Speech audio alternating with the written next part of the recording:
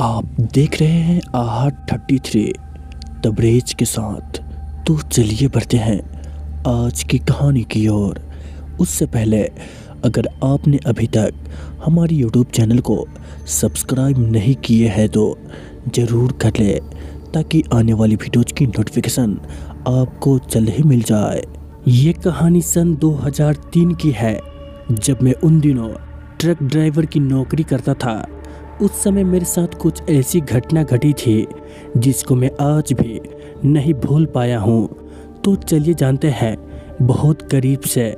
मेरा नाम विनोद है और मैं बिहार यानी कि सिवान का रहने वाला हूँ। उन दिनों मेरी उम्र लगभग यही 28 या 30 साल का रहा होगा। और जब मैं एक रोज़ अपने घर में बैठा टीवी देख रहा था, वो दरअसल उन दिनों काम कम थी, तो इस कारण मैं घर में ही बैठा टीवी देख रहा था।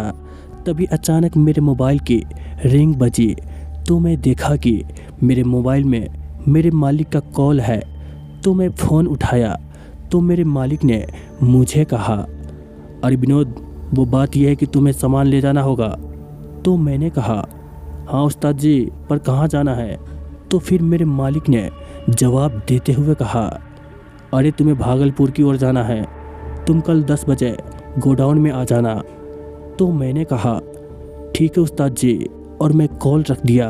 अगले दिन जब मैं गोडाउन पहुंचा तो पाया कि मेरे ट्रक में सामान लोड है और उसमें ईंटें लोड थे।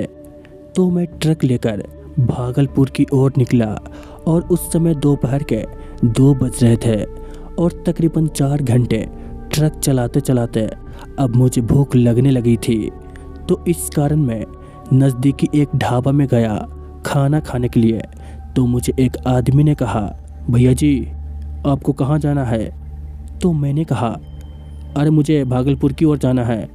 तो उस आदमी ने कहा कि अरे भैया जी देखो, अभी आप जा सकते हैं, लेकिन रात में उस रास्ते से मत जाना, नहीं तो कहा जाता है कि जो भी वहाँ रात को जाता है वो दरअसल वापस लौट कर नहीं आता।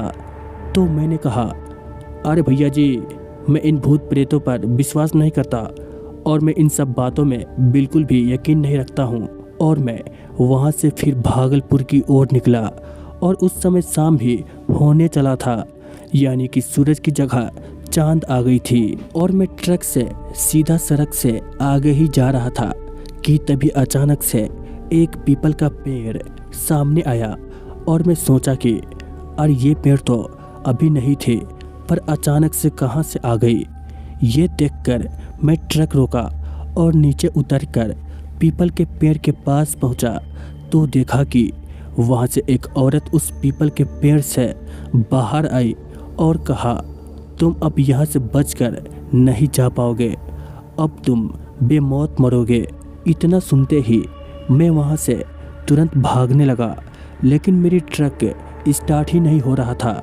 तो मैं डर से पैदल ही भागने को सोचा, लेकिन मेरे पैर मानो जैसे जम सा गया हो और वो औरत मेरे गर्दन पे हाथ रखकर जोर से दबाया और मैं तुरंत वहीं पे बेहोश हो गया। अगले दिन जब मुझे होश आया तो पाया कि मैं एक हॉस्पिटल में एडमिट हूँ, लेकिन मैं उस रात वो औरत से कैसे बच पाया ये तो मुझे मालूम नहीं है, लेकिन भगवान की शक्ति से मैं उस रात बच गया, नहीं तो आज मैं जिंदा नहीं होता। तो दोस्तों, ये थी मेरे साथ घटी एक बेहद खौफनाक हादसा जो भागलपुर के सड़क पर घटी थी। तो चलिए मिलते हैं एक और खौफनाक कहानी में। तब तक के लिए बाय एंड टेक केयर।